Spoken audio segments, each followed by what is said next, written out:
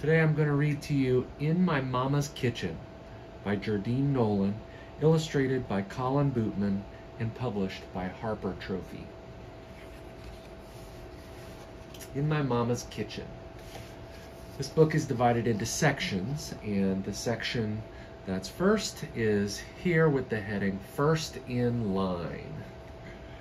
Seems like everything good that happens in my house happens in my mama's kitchen. Like the day Nadine burst in, waving a letter over her head. "I got it," she yelled. "I got it!" "What?" I shouted back. "What did you get?"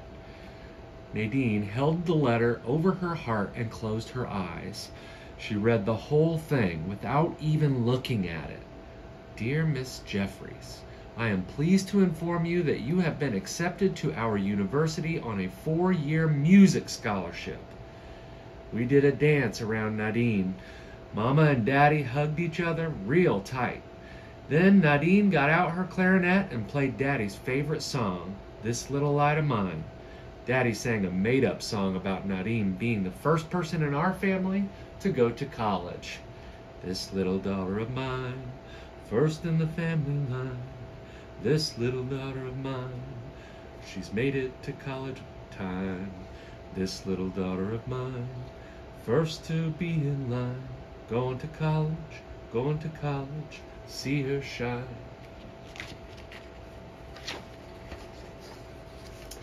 I felt so proud, I stood on a chair and saluted her.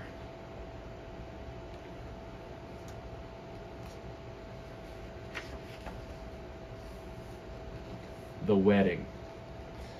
My friend Naomi made all the plans. We held Emma's wedding in the sunniest part of Mama's kitchen, right under the window. We marched her down the aisle between Mama's African violets. Janie was supposed to be the groom, but she squirmed and meowed and wiggled out of her wedding clothes. Then she hid behind the stove. We had the reception anyway, tea cakes and ice-cold buttermilk. The groom came back when she saw the buttermilk.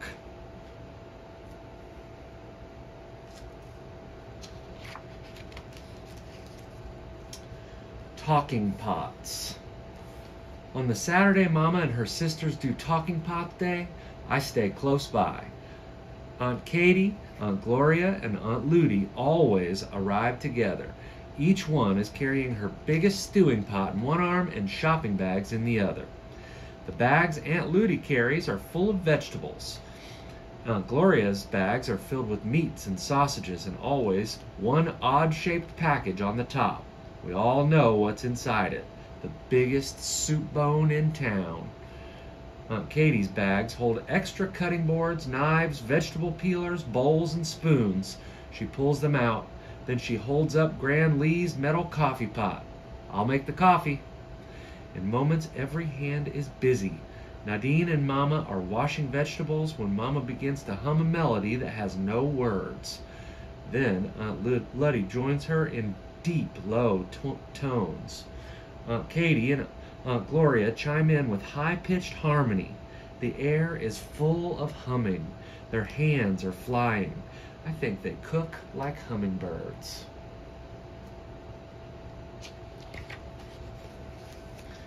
Just as easy as the music started, it turns to talk.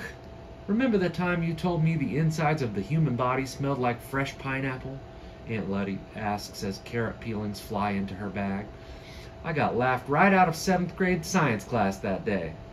"Remember how Mama always bragged about the way I chop onions?" says Aunt Gloria as her knife ka-chunks on the cutting board. "Always minced so nice and fine and never a tear." She sighs, shaking her head. "How about that time you made my Easter dress on the sewing machine, Nell?"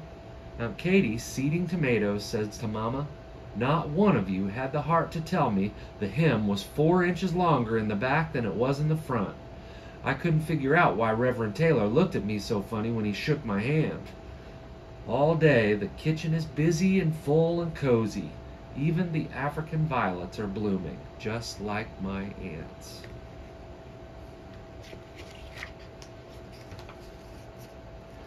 Great Aunt Caroline. When Great Aunt Caroline came to spend her 95th birthday with us, Daddy was glad. I wasn't. Why do we always have to be so quiet around Great Aunt Caroline? I asked Mama. She's very old, Mama said. That didn't seem like a very good reason to me. Great Aunt Caroline wasn't used to cats, so Janie had to sleep in the basement. Great Aunt Caroline wasn't used to children underfoot, so Naomi couldn't come over. And Great Aunt Caroline always sat in my chair and called it her chair. She was still sitting there while I cleared the table one morning. Henry, her walking stick, rested on her lap. I figured she was watching to make sure I did a good job, but by the time I had finished, her eyes were closed. She sat completely still. It didn't look like she was even breathing. Had she died? I held my own breath as I leaned over to look in her face. Suddenly, she opened one eye, just like Janie. "Boo!" she shouted. "Gotcha! I made you look! Ha ha ha ha ha ha!"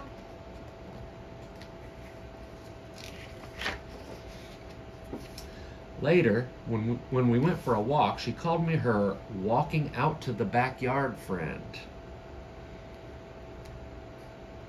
Janie's apples. Every October, Mama makes crabapple jelly. I wash the apples, Nadine peels them, Mama cooks them, and we all fill the jars. It gets pretty busy, so usually Janie hides behind the stove. Usually, but not this time. This time, she marched into the middle of the kitchen and jumped on top of a basket of apples. Mama shooed her, but she wouldn't get down. I put her on the floor, but she jumped right back up and rolled around. "Shoo, Janie," I scolded. She batted at an apple, then another, and another. I think she thought the apples were mice. Just as I reached down to pick her up again, she batted one mouse too many. The basket fell over, and the apples came crashing down around her.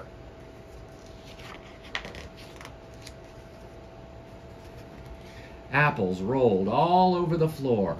I tripped and fell right on top of Janie. Janie howled. Mama dropped a pot of water. Nadine screamed and grabbed for the mop. By then, Janie was frantic. She ran around the kitchen, but she kept running into apple baskets. She knocked every single one over, then she slid through the puddle of water and crashed into the wall. Just then, we heard Daddy at the door. Janie scrambled to her feet, let out a wild meow, and flew outside right between his legs. He stared after her. Then he stared at the mess in the kitchen. Finally, he looked at the three of us. "Cat got everyone's tongue?" he asked, and we all burst out laughing.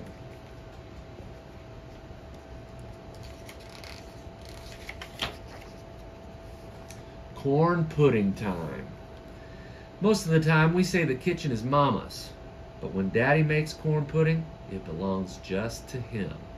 At the first crackle of the falling leaves, he announces, "It's getting to be corn pudding time." As soon as the first frost covers the ground, he rubs his hands together and sniffs the air. He says, "I can almost smell that corn pudding cooking up right now." By the time the pumpkins have all become sagging jack-o'-lanterns and pumpkin pies, Daddy has taken over the kitchen. Watching Daddy make the corn pudding is a lot better than actually eating it. While he turns the handle of Mama's old-fashioned egg beater, he sings La Cucaracha and dances the cha-cha.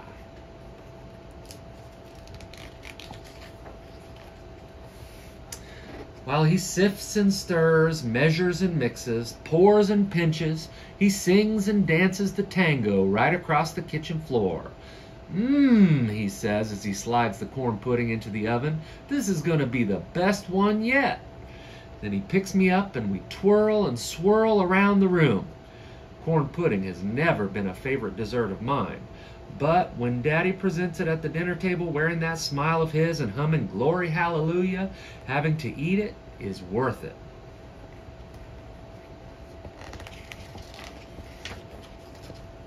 Winter and the Grand Leap. In winter, when I come home from school, the warm kitchen fogs the windows. I hug Mama from behind, and she says, "Hello, sweet potato pie. How was school today?" Then she drops a taste of peach cobbler into my mouth, and peach juice dribbles down my chin. Stand close to Gran Lee and warm the shivers off, she tells me.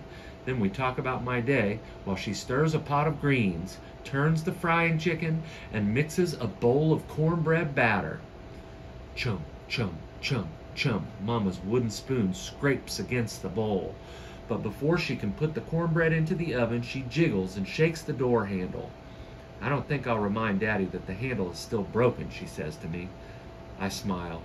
Gran Lee was Mama's stove, and she doesn't want a new one. Neither do I.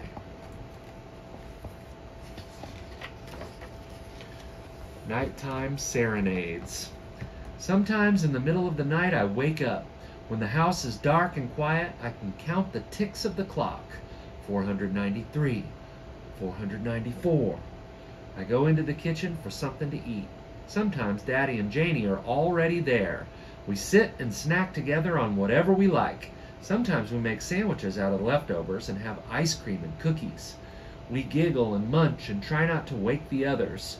We talk in whispers and make big gestures, but Daddy isn't all that good at being quiet.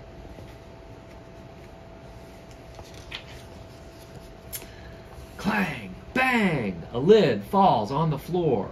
Soon, Mama and Nadine are in the kitchen too, and Daddy doesn't have to whisper anymore. Now that we're all here, how about a story? Daddy asks. Then he starts the way he always starts. When I was a little boy down on the farm. After the story comes songs. Daddy calls them serenades for sleepless nights. We sit around the table talking and singing and laughing, just like that's what everybody does in the middle of the night.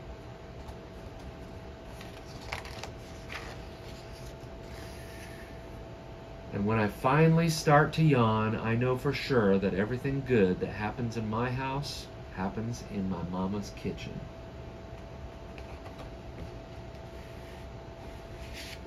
And that was In My Mama's Kitchen by Jerdine Nolan.